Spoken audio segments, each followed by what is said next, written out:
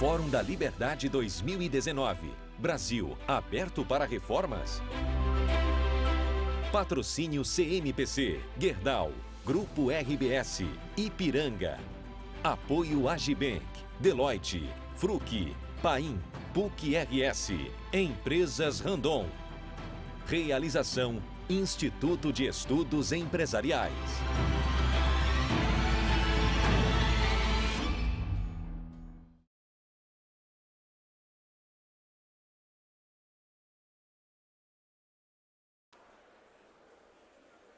O Instituto de Estudos Empresariais, com patrocínio da Ipiranga, apoio da Anshan Brasil, Anlab, Ciclo Empreendedor, Endeavor, Souto Correia Advogados, Tecnopuc e UOL Aceleradora, realizou, durante o Fórum da Liberdade, a primeira edição do projeto Start Hub, Conectando Empreendedores.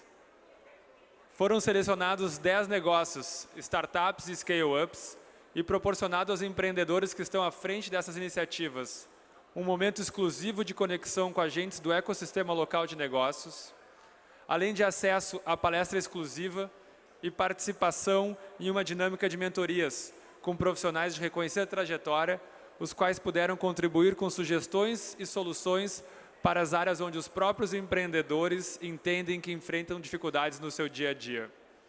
Além disso, no espaço Start Hub, cada um dos selecionados e dos parceiros do projeto pôde apresentar ao público do Fórum da Liberdade suas empresas.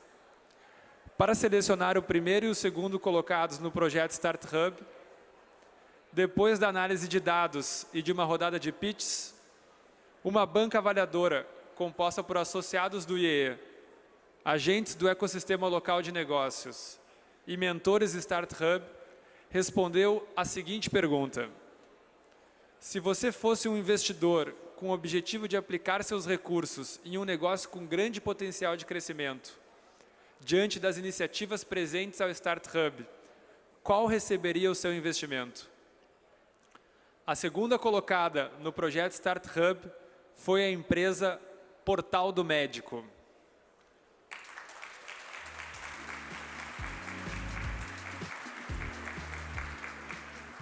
E a grande vencedora da edição do projeto Start Hub, Conectando Empreendedores, foi a empresa Arco.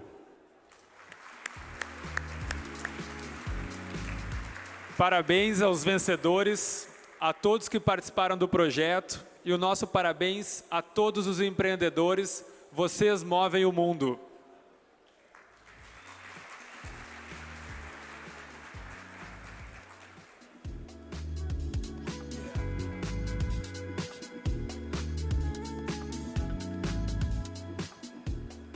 Dando continuidade à programação do Fórum da Liberdade, anunciamos a palestra especial de encerramento com o empresário e fundador da Wise Up, Flávio Augusto.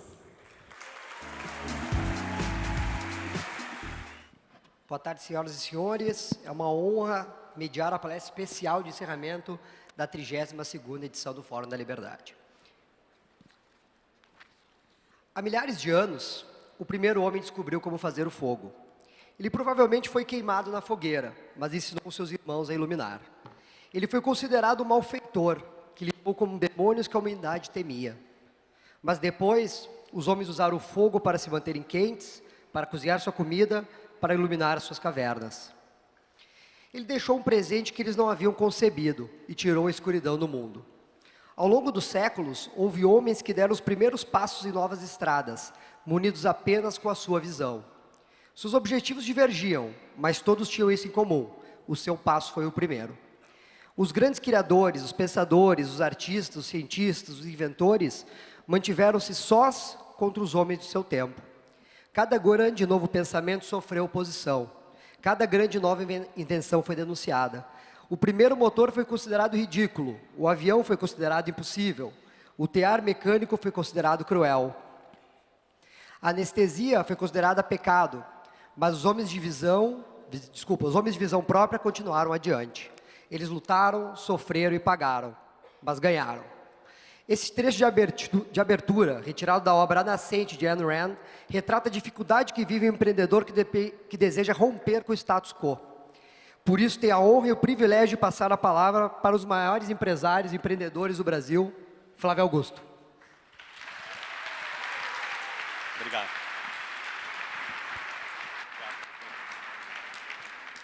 Boa noite a todos, tudo bem?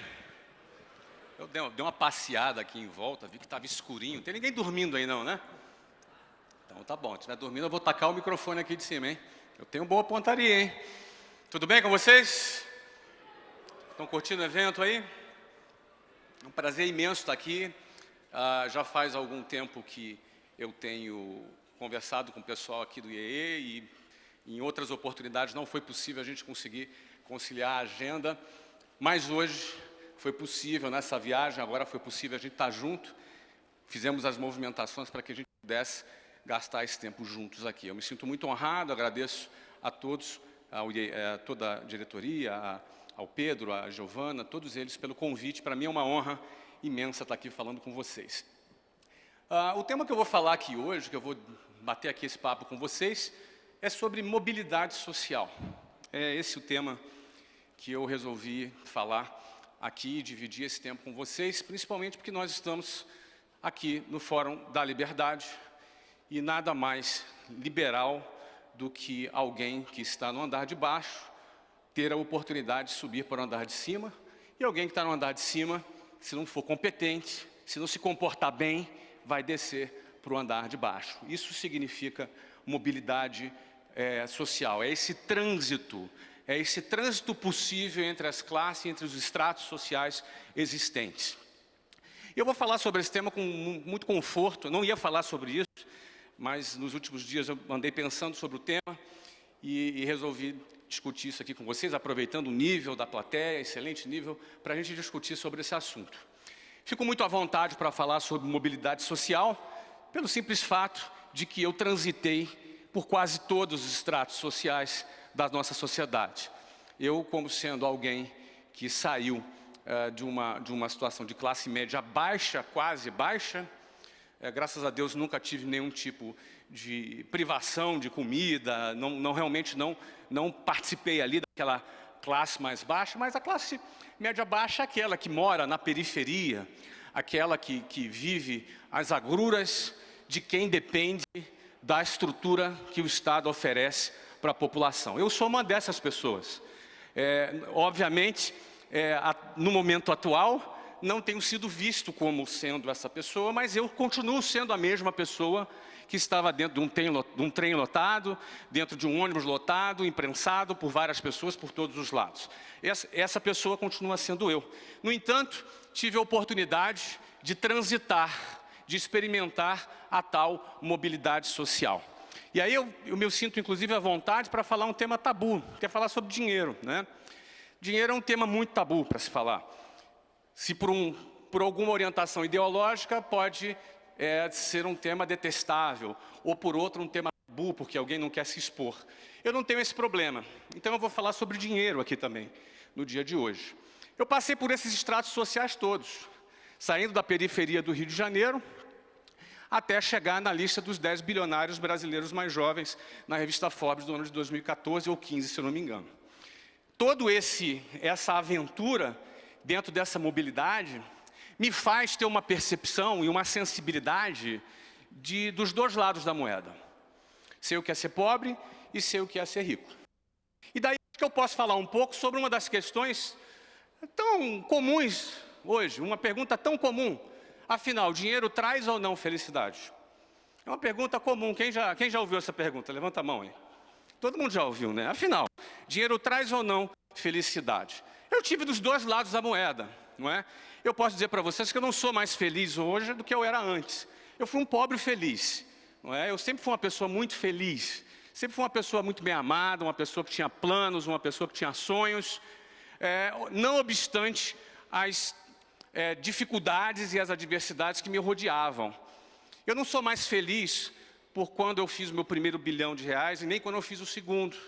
Ou seja, quando eu experimento isso, eu posso falar aquilo que é um pouco clichê, mas é aquilo que eu acredito. O dinheiro, ele compra a cama, mas ele não compra o sono. Não é verdade? Ele compra um bom plano de saúde, mas ele não compra a tua saída do hospital. ele compra uma linda aliança de uma grife bacana, mas ele não compra o amor. O dinheiro, ele não traz felicidade, mas ele traz a liberdade que a gente tanto gosta e a gente tanto fala. Então, falar de liberdade, no Fórum da Liberdade, entendendo que alguém pode ser livre ganhando um salário mínimo, é um absurdo. Não é? É um paradoxo a gente falar de liberdade, não tendo a possibilidade dessa tal mobilidade social. Eu sou uma exceção a essa regra. Eu sou uma exceção a este cenário. Não é? Eu sou um ponto fora da curva. Eu tenho que admitir, infelizmente, essa constatação. Por que eu digo isso? Um relatório recente da OCDE, publicado agora em 2018, eles publicaram uma lista dos 30 países com as maiores mobilidades sociais, com a maior mobilidade social. Desses 30 países, o Brasil ficou na penúltima posição. Ficou na 29ª posição.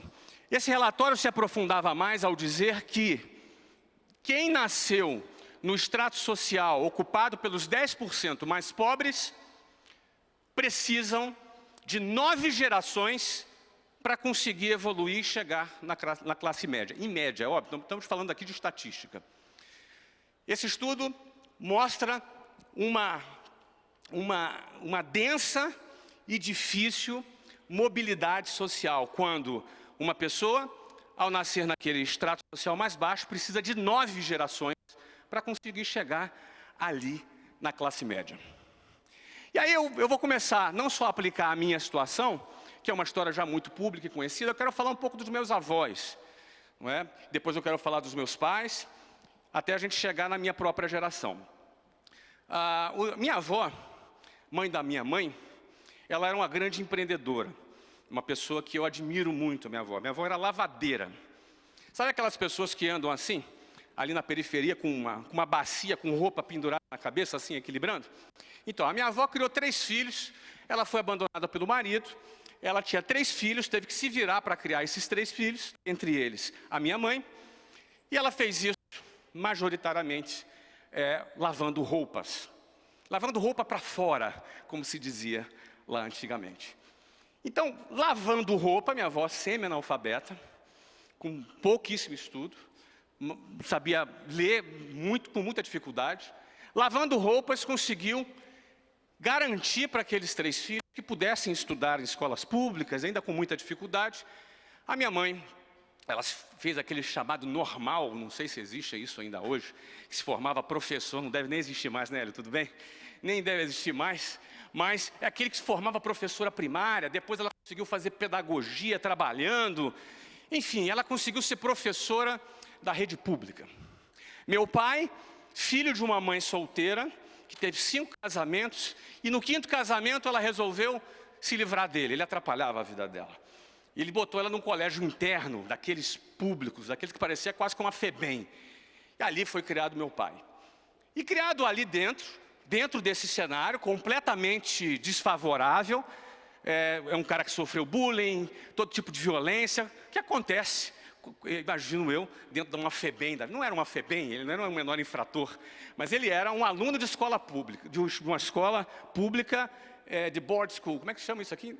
De board school, de internato, exatamente. De internato.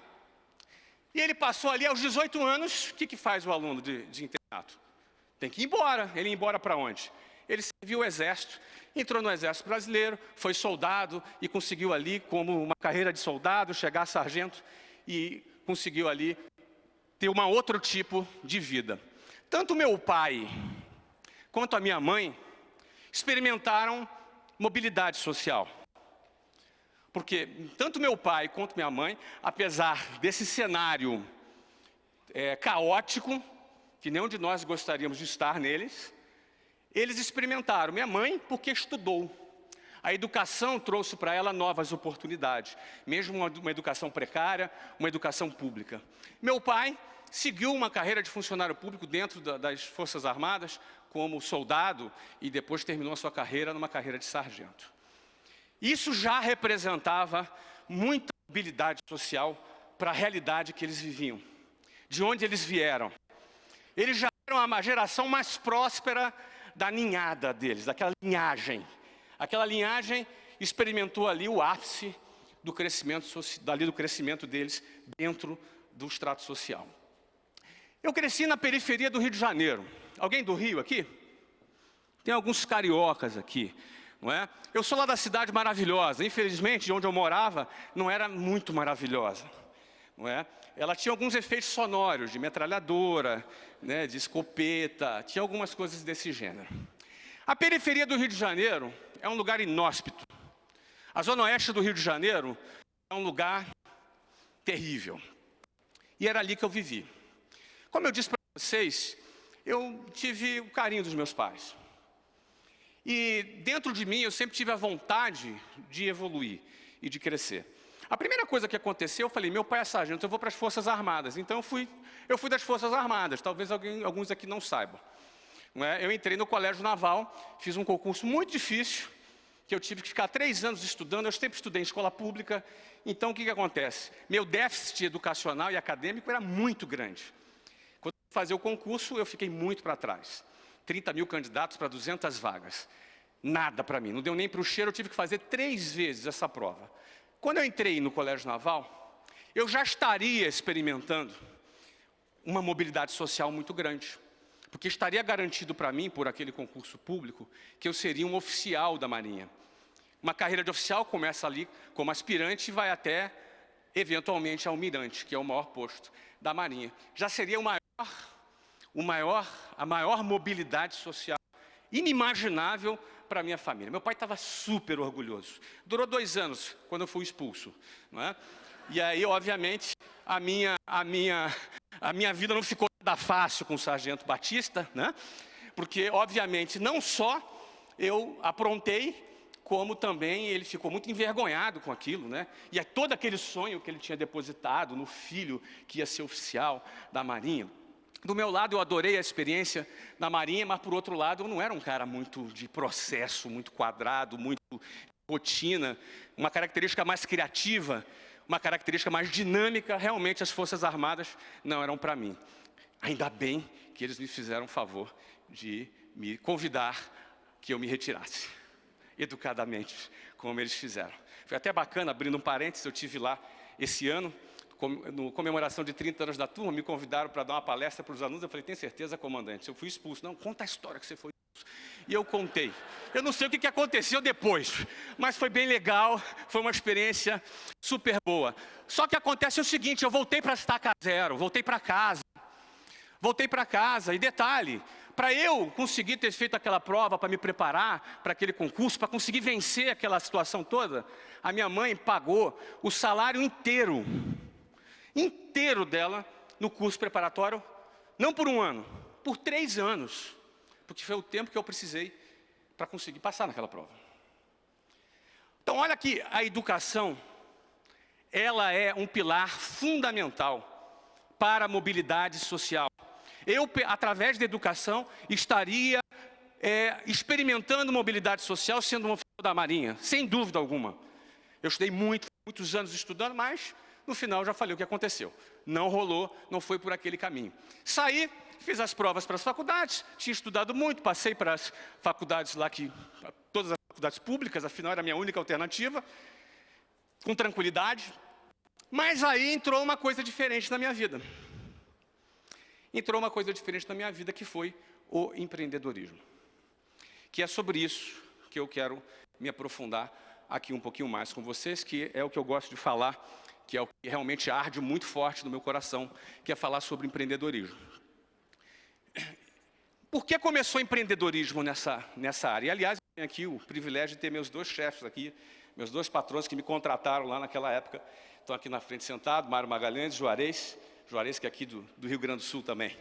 Não é? Pode dar uma salva de palmas para o meu chefe aí, gente? Ó, tem que fazer média com o chefe, né? Obrigado aí. Acho que eu vou ganhar um aumento hoje, hein? E aí é o seguinte, comecei a trabalhar lá. E aí o que eu quero dizer para vocês? Eu quero começar a narrar para vocês agora, e eu tenho que me disciplinar no tempo aqui, tá? Porque eu falo mais 5 horas se necessário, mas eu tenho um tempo aqui. Eu quero enumerar para vocês o seguinte. O que precisou acontecer para eu sair desse moleque da periferia, tá, para uma condição muito privilegiada financeiramente? Eu quero falar de dinheiro por quê? Porque o dinheiro ele promove o quê? Liberdade. Não vai ser possível termos um país com liberdade com o nível de renda que a gente tem. Ou, pior, com o prognóstico futuro do emprego, que é negro, terrível, é um prognóstico ruim, a gente vai ter mais problema ainda com o emprego, por conta da inteligência artificial, da automação, tudo que vem pela frente nos próximos 30 anos. A Europa, por exemplo, já é muito comum você ter 20% de taxa de desemprego. Não é? Os jovens, para jovens, então, as taxas às vezes chegam a 30% de desemprego. Isso tende a ficar pior. Qual é a solução para isso? Que solução? A gente não sabe a solução definitiva, mas eu tenho certeza que o empreendedorismo é uma das soluções possíveis. Desse espaço entre eu começar a trabalhar até empreender, que me permitiu ter mobilidade social, quais são as barreiras que um cara que vem lá de baixo tem que enfrentar? Que barreiras são essas? Em primeiro lugar, uma barreira cultural. Cultural ou barra ideológica, ou ideológica.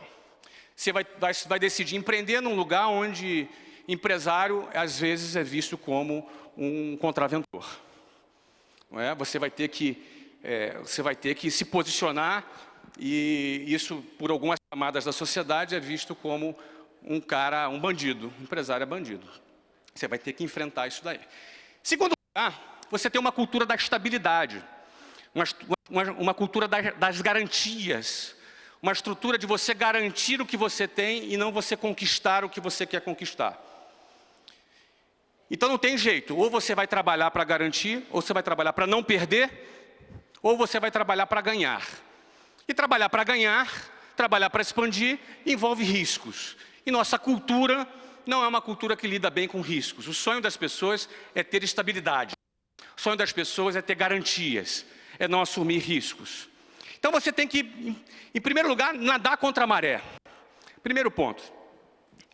Segundo ponto, ainda dentro dessa questão da cultura, você vai perceber ali que você tem uma delegacia do consumidor. Vocês já viram falar nisso? Ou seja, é uma coisa de bandido mesmo, né? O consumidor precisa de uma delegacia. É um caso de polícia isso, né? Você percebe? A relação de consumo é tratado como crime. Você tem uma delegacia do consumidor. Você sabe que o espírito da coisa é esse mesmo. Não é verdade? Segunda coisa, quando eu fui começar a trabalhar, você tem que lidar com o quê? Você tem que lidar com a CLT. O que é a CLT? CLT é aquela coisa arcaica do século XX que tira dinheiro do bolso do empregado para botar no bolso do Estado através do Fundo de Garantia, que nos últimos 10 anos não remunera sequer a poupança. Você vai botar dinheiro, inclusive, no bolso do patrão. Você empresta dinheiro para ele através do 13º. 13º não é um salário extra. 13º é o quê? São 12 salários divididos por 13. Então, você emprestou dinheiro sem juro para o patrão. Muita gente acha que CLT é ruim para o patrão. Patrão não. Patrão é mais qualificado. Ele vai fazer um orçamento. Ele sabe quanto ele vai gastar com aquele empregado. Logo, ele sabe que aquele empregado custa 100. Agora, se tu vai pagar esses 100 como? Bota um pouco aqui no 13º, um pouco no fundo de garantia, um pouco no INSS, um pouco aqui, um pouco ali, e o cara recebe. Aí você combina essas regras da CLT com a questão tributária, aí você vai ver um cara, às vezes, ganhando 10 mil reais por mês, ou 20 mil, ou 30 mil, ele vai receber 60% daquele valor na mão dele. Os outros 40% vai se perder aí entre tributos e entre as outras coisas. Como é que você vai ter mobilidade social com esse tipo de custo? Estou falando de empregados, senhores. Eu tenho na minha rede quase 10 mil funcionários. Então, o empresário, ele sabe lidar com isso, ele tem um orçamento, ele trabalha de forma qualificada. O cara que quer sair do andar de baixo e quer para o andar de cima, ele precisa de dinheiro no bolso dele. Concorda comigo? Então, ele vai ter que enfrentar isso. Que outra coisa o cara vai ter que enfrentar? Eu, por exemplo, gastava 4 horas e meia em transportes públicos. Por dia. 4 horas e meia, saía de casa lá mais ou menos umas 6 da manhã, 5h50 eu saía de casa, para dizer a verdade, para chegar às 8 para trabalhar. certo? E chegava, não podia sair do trabalho entre 6 e 8, porque é um trânsito infernal. Então tinha que sair depois das 8, 8h30, chegava em casa às 10h30 da noite. Gastava 4h30 no trânsito por dia. E não é só o tempo. Em que situação o cara da periferia gasta isso? Amassado. É ou não é? Quem anda de ônibus cheio? Tem alguém aqui? Ah, tem uns caras corajosos aí, levantou a mão. Tem outros que ficaram com vergonha e não levantaram. O cara chega amassado, assaltado. Quanta coisa você vê em 2h30 de viagem? Quantas vezes em 40 graus no Rio de Janeiro o ônibus enguiçou e eu fui para a Avenida Brasil esperar o próximo e andei pendurado do lado de fora da porta do ônibus para ir para o centro do Rio de Janeiro? Ou então andando de trem, caminhando a 40 graus no meio dos trilhos do trem até a próxima estação porque avariou, porque deu pau no trem. Qual é o sentimento de quem está dentro daquele lugar amassado com 8 pessoas por metro quadrado? É um sentimento de humilhação. É um sentimento de humilhação. Simples assim, de descaso, de abandono, para aqueles que de 4 em 4 anos aparecem com uma notícia boa. Então é isso, essa é a realidade de quem vive na periferia. E como é que esse cara, já tendo que lidar com essa situação, vai ter que lidar com a sua autoestima para poder lutar nessa selva para ter mobilidade social? Eu chegava lá na empresa às 8 horas da manhã, chegava o Antônio. Vocês sabem quem é o Antônio? O Antônio era o meu colega de trabalho que morava no Leblon. Ele chegava cheirosinho, bonitinho, com aquele terno bacana, e eu só tinha uma gravata e uma calça, e a camisa eu tinha, para não repetir, eu tinha uma branca e uma rosa. Aí eu botava um dia branca, outro dia rosa. Não é verdade? Chegava lá o Antônio. O Antônio chegava lá, descansadinho, 7h30 da manhã, estava tomando café da manhã. E eu já estava 1h30 no ônibus já. E aí ele chegou para trabalhar, para fazer o mesmo trabalho que eu. Só que acontece o seguinte, qual é a chance que tem esse cara? 2, cair na conversa mole do vitimismo. Essa é a primeira possibilidade. É uma armadilha muito fácil do cara cair. Cair na armadilha do vitimismo. Eu sou vítima da sociedade. Isso é injusto. É mesmo. Mas e daí? O que você vai fazer com essa injustiça? Ah, isso não era... eu até acho que é mesmo. E a segunda possibilidade é o seguinte, olha, eu vou escalar o Everest descalço, sem casaco, mas vou chegar lá em cima. Essa é a segunda possibilidade. Obrigado. E a possibilidade que eu escolhi, é fácil a gente saber, pelo meu resultado hoje. Eu não escolhi me vitimizar. Mas eu entendo completamente o que passa na cabeça daquele jovem lá na periferia. E que nada justifica qualquer opção espúria que ele pode tomar. Nada. Nada justifica. Mas a gente compreende. E mais do que compreender, se tu realmente tem alguma vocação para a liberdade, você não pode ser indiferente a isso. Porque você não vai ter liberdade se não existir de fato renda. Ou oportunidade de mobilidade social. Então o que acontece? Eu aprendi, eu trafeguei por isso, eu me tornei ali um atleta emocional para vencer toda essa situação. Cresci, criei uma empresa no Brasil que hoje tem 420 escritórios do Brasil, tem um clube de futebol nos Estados Unidos, construí um estádio sem dinheiro do BNDES e sem Odebrecht.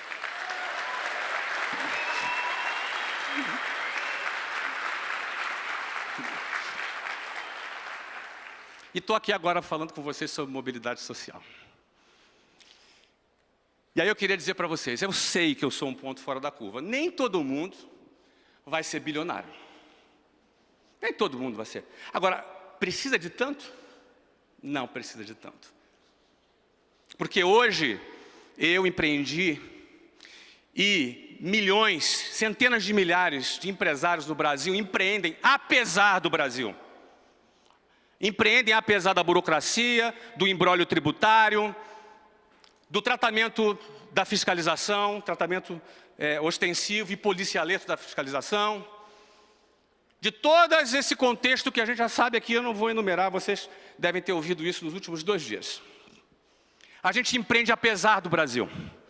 E apesar do Brasil, 70% dos empregos formais são gerados por micro e pequenos empreendedores. Não é pela multinacional e tampouco pelo Estado. O maior empregador formal do Brasil são os micro e pequenos empresários. Quem é micro e pequeno empresário? Levanta a mão aqui. Vocês são os maiores empreendedores do Brasil. Vocês. E sendo vocês os maiores empregadores do Brasil, quando eu fui abrir a minha empresa, em 1995, eu tive que passar por outra via crucis. Porque primeiro é o seguinte, eu tinha um fiador para poder alugar um imóvel. Você acha?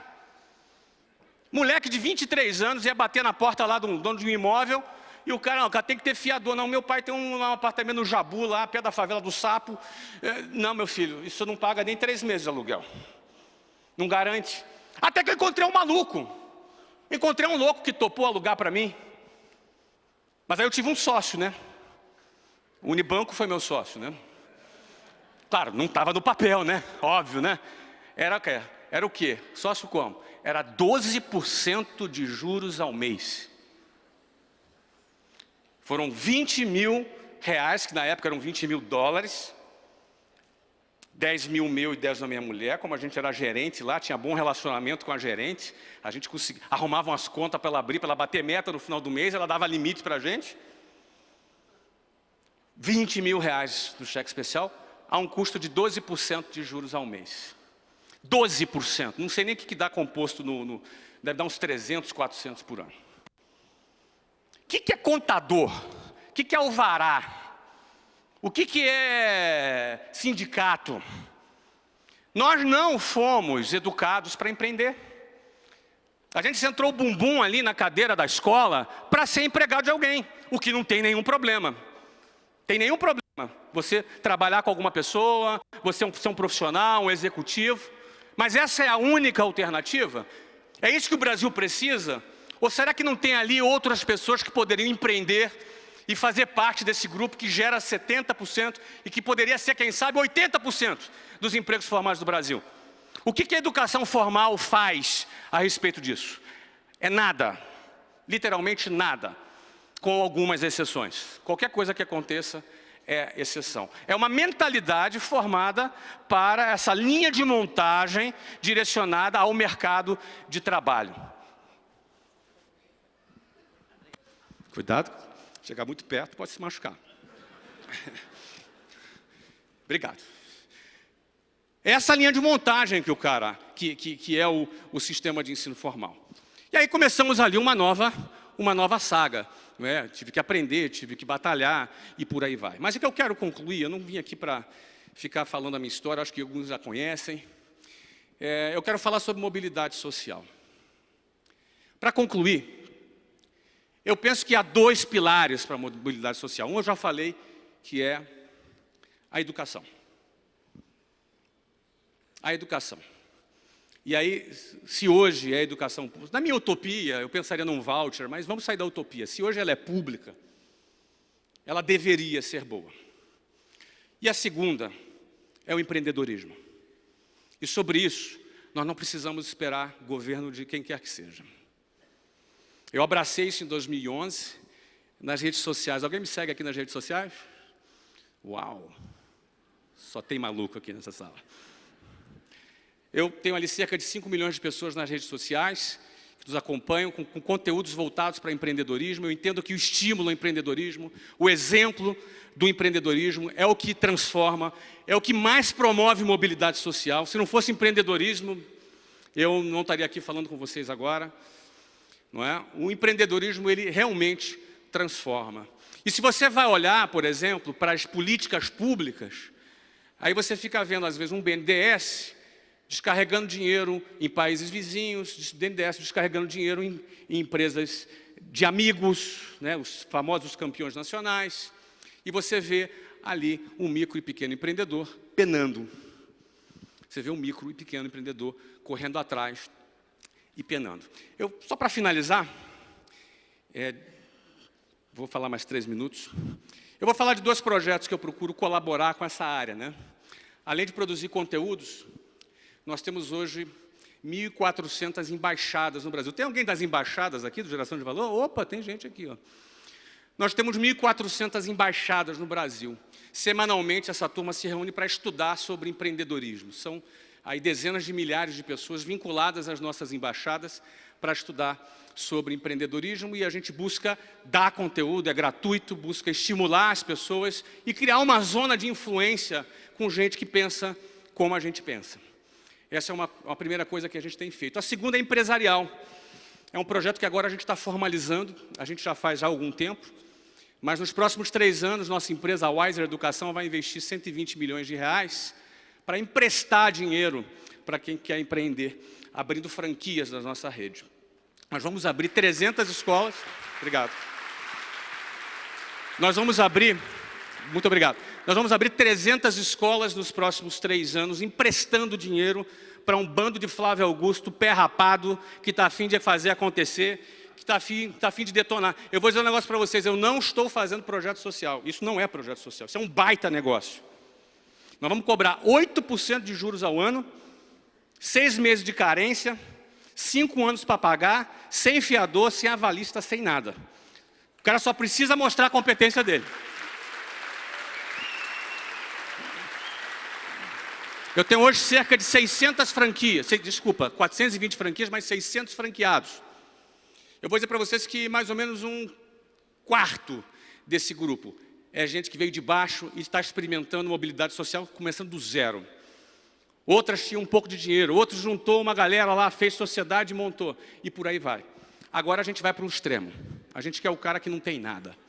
Mas na realidade, ele tem tudo. Para quem quiser ver que ele tem tudo. E a gente sabe, e a gente está enxergando. E a gente é pequeno. 120 milhões não é nada para um país. Não é, mas para o nosso bolso é. 300 escolas não é nada para um país.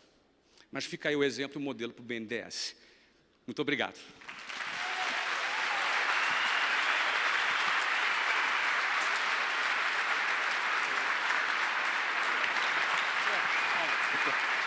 Muito obrigado, gente. Obrigado.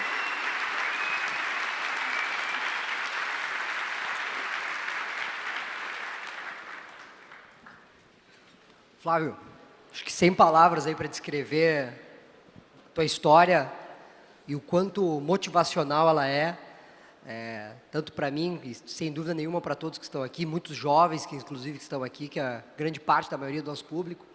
Então ouvir de ti isso, acho que é uma aula. Obrigado. Sem palavras. Bom, então vamos começar um bate-papo, se tu quiser também abrir. Fique à vontade. Fique à vontade, tá? Tu comentou que tu foi expulso da escola militar, mas na realidade tu foi expulso de 2 escolas. Eu fui expulso do jardim da infância também. 4 anos, correto? Eu usava uma bota ortopédica, então eu tinha um mau hábito de chutar a canela da professora, né? E eu, assim, uma das imagens que eu lembro, ela me balançando assim, né? Criatura! Falando assim para mim, né, cara? Eu lembro disso, na cara dela, inclusive, falando, marcou ali a minha, né? Mas tá na minha ficha aí, né? Exato. Tô fichado aí, né? Mas o que eu quero puxar o assunto é o quê? Foi expulso de 2 escolas, desistiu de 2 faculdades. Esse inconformismo, essa inconformidade, acho que é muito linkada também ao empreendedor. Então, que tu contasse um pouco para nós, o que te motiva, né? Qual que foi, que tu tinha, em tese, todas as chances para dar errado, né?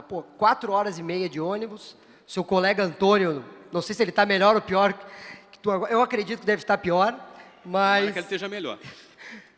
Então, o que motiva o Flávio Augusto, naquela época e agora, para continuar a empreender todo dia? São momentos diferentes. Eu penso que os nossos motivos mudam de acordo com as fases da nossa vida. É importante a gente estar conectado com cada motivo que a gente tem em cada fase da vida. Por exemplo, eu queria ter mobilidade, eu queria crescer, eu queria ser uma pessoa relevante. Óbvio que nem passava na minha cabeça nem 1% do que eu conquistei, nunca. Não vou aqui mentir dizendo que eu sempre pensei, nunca pensei. Era longe das minhas possibilidades. Mas eu pensava naquele meu momento, até onde eu enxergava. Então, o que me moveu no meu primeiro momento, que me moveu a buscar um emprego, algumas pessoas já conhecem essa história, porque eu me apaixonei por uma menina de 15 anos, eu tinha 18, não é? Não sei se é caso de polícia hoje isso, não sei. Eu tinha 18, ela tinha 15, né? Enfim, me apaixonei pela Luciana, com quem estou casado há 26 anos, inclusive. Não é? Fizemos 26 anos, agora em dezembro. Temos 3 filhos. Pode bater palma. Isso, fica à vontade. A Luciana merece. É palma para a Luciana, que me aguenta esse tempo todo, né? Mas, enfim, eu estou casado há 26 anos, e naquele momento o que me moveu a buscar um trabalho é que eu precisava ganhar algum dinheiro. Eu queria casar.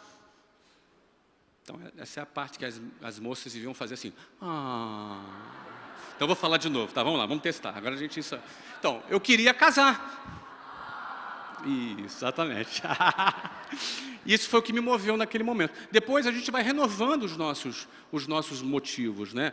Motivação é motivo para ação. Então, quais eram os motivos que me fazia acordar cedo, que me fazia pegar um ônibus lotado? Eu lembro de uma época, 5h50 da manhã no Rio de Janeiro, pegando um ônibus lotado, e no Rio de Janeiro, no inverno, 5h50 é escuro. Eu lembro da cena, eu dentro de um ônibus lotado, em pé, eu viajava em pé, porque não dá para pegar a quarta fila para poder andar sentado, quem anda de ônibus sabe o que eu estou falando, não é a quarta fila. Não é 1, 2, 3, 4, você leva 1 hora esperando para andar sentado. Não, eu preferia dormir 1 hora a mais e andar e viajar em pé. Então eu lembro, em pé, olhando, como era escuro do lado de fora, ficava aquele vidro do ônibus, virava um espelho. Quem já andou de ônibus sabe. E eu me recordo, eu olhando para o reflexo do vidro do ônibus, olhando para mim, naquele cenário, e falei, eu vou sair daqui. Eu vou sair daqui. É muito emblemático o transporte público, porque ele me torturou por muito tempo. É uma tortura. Eu falei, eu vou sair disso aqui. Não é? Talvez você não experimentou isso. Meu filho nunca experimentou isso. Meu filho vive numa realidade diferente. Eu experimentei. Então, o que acontece? Eu vou sair daqui. Então, às vezes, as pessoas acham que motivação é só aquilo que você quer. Mas motivação também é aquilo que você não quer mais. E eu digo um negócio para você, andar de ônibus era uma coisa que eu não queria mais. Não é? Então, motivação é uma coisa que move. Hoje, meus motivos são outros. Por que eu venho aqui? Porque eu tenho uma vontade de contar para as pessoas que elas podem ter mobilidade social, que elas podem mudar de vida, que existem outras alternativas, que não é aquela que essa linha de montagem te oferece. Você não é um Zé Mané e um desqualificado porque não se encaixou nesse esquema. Eu não me encaixei, fui expulso 2 vezes. Eu era para ser um fracassado aos olhos do sistema. Se você é um cara que não encaixa, que você já ouviu da tua família, que você não presta para nada, deixa eu dizer um negócio para você. Mentira, você presta para caramba, meu amigo. Você presta para muita coisa. E aí tu pensa assim, não, cara, ninguém nunca ouviu isso. Você que pensa em família pobre, em família rica, todo dia alguém ouve assim, você não presta para nada. Todo dia alguém toma uma dessa na orelha. Não é verdade? Então, assim, a minha vontade de dizer para as pessoas que quem não se encaixou no esquema tem muito espaço e pode fazer, às vezes, muito mais diferença do que, às vezes, aquelas pessoas que é daquele aluno exemplar. Não é? Nada contra os alunos exemplares. Não é? Adoro alunos exemplares. Mas, às vezes, os bagunceiros também podem fazer alguma coisa diferente na vida. Né? Muito obrigado, Flávio. Falando um pouco disso que tu comentou aqui, um dos fatores que te motivou foi realmente casar com a sua esposa, né? Se apaixonar, você com 18 e ela com 15. Hoje a gente vive numa sociedade que está muito vitimista, né? Uma sociedade, como você comentou antes. E o politicamente correto é algo extremamente preocupante, pelo menos na minha opinião. O que tu acha disso?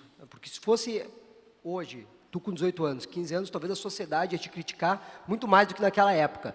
Tu vê diferença daquela época para empreender perante os dias atuais?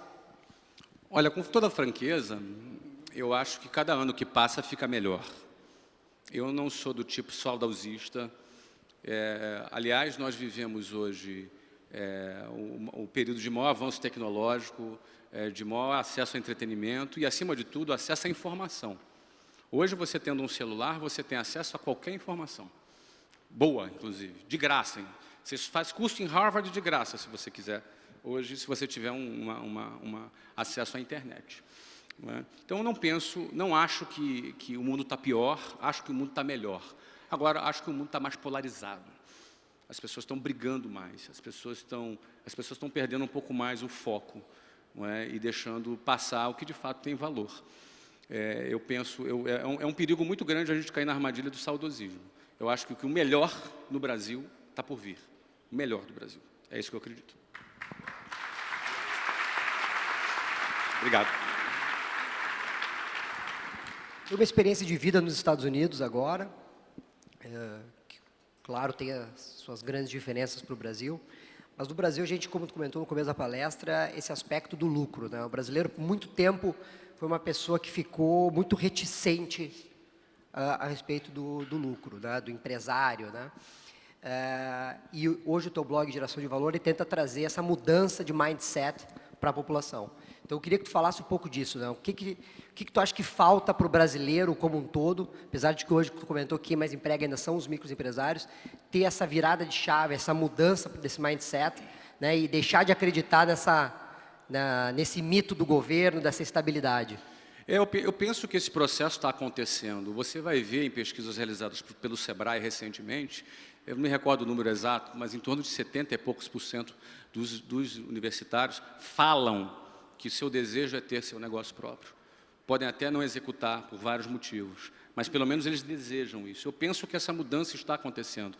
E eu consigo dizer isso empiricamente por conta do meu envolvimento nos últimos 8 anos com esse movimento de empreendedorismo, que ele cresce dia após dia. Não é? E as pessoas têm derrubado o mito do vitimismo, essa conversa, o uso da precariedade dos serviços públicos, o uso desse problema da mobilidade social como instrumento para manipular as massas. Esse papo está colando menos e está colando cada vez menos. Não é? E as pessoas estão querendo mais serem protagonistas das suas vidas. Isso é um movimento. E agora, é claro que vai haver reação do outro lado, vai ter gente que vai combater isso, porque ninguém quer ninguém protagonista. Ninguém quer uma sociedade que não acredita na balela que depende do Estado. Ninguém quer isso.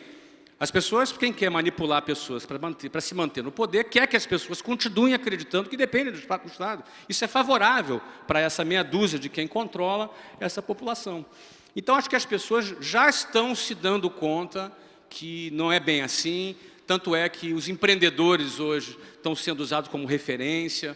Os novos heróis não são somente os jogadores de futebol ou a cantora que rebola, não é? É também um empreendedor, é também aquele que faz acontecer. A gente vê isso nessa nova geração e eu penso que isso vai ter repercussões positivas para os próximos anos. Perfeito. Tu estudou em escola pública, tu tem uma carreira do setor de educação, sendo talvez o maior empreendedor no setor de educação do Brasil. Mas ao mesmo tempo tu comentou que realmente o Brasil tem uma linha de montagem na educação, né? Onde realmente tu não aprende empreendedorismo, tu não aprende educação financeira, vários pontos. Qual tu acredita que é o caminho para o setor de educação no Brasil, principalmente ensino público, né? Tu até comentaste que o voucher era uma utopia, né? Então, claro, a gente tem outros modelos, charter school que funciona bem nos Estados Unidos, no Brasil seria uma utopia também, etc. Mas qual que tu vê que seria o caminho correto para a educação no Brasil? Bem, é difícil dar uma resposta que solucione todos os problemas. Eu não tenho essa resposta. Eu posso dar minha visão sobre o tema. Não quero ter a pretensão de ser o dono da solução. Não é? Mas, certamente, quando você vê um local que regula, um MEC regulando da forma que regula, não dando liberdade para as escolas adotarem o seu currículo, isso dificulta bastante. Não é? Ou que não seja total liberdade inicialmente, mas pelo menos um pouco mais de liberdade.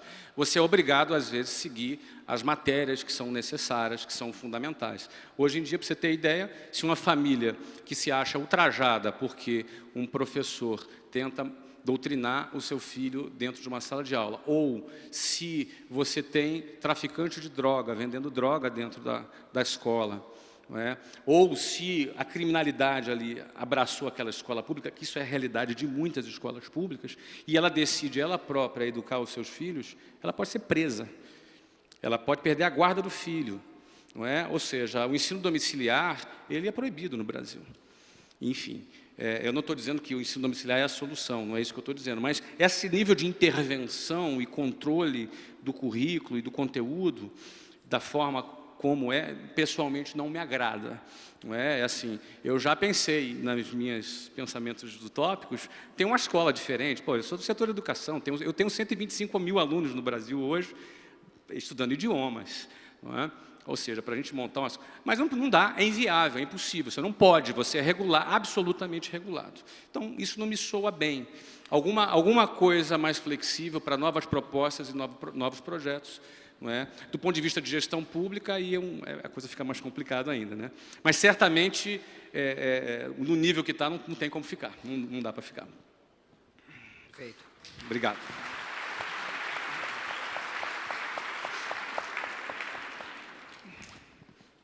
Bom, também vamos encaminhando para o encerramento da palestra. Vou juntar duas perguntas em uma só. Uma delas, Flávio Augusto, mega empresário do Brasil, mega empresário dos Estados Unidos, construiu um estádio de futebol, né, comprou um time, e antes da bola rolar, como a gente comenta aqui, o clube valorizou 3 vezes. Qual é o legado que o Flávio Augusto quer deixar? E a segunda pergunta que eu quero comentar, vinculada um pouco disso, no seu blog tu comentou o seguinte, 25 fatos que você talvez não saiba a meu respeito, mas eu faço questão de contar. Tu comentou a seguinte frase, que a grande obra de sua vida não tinha ainda sido iniciada.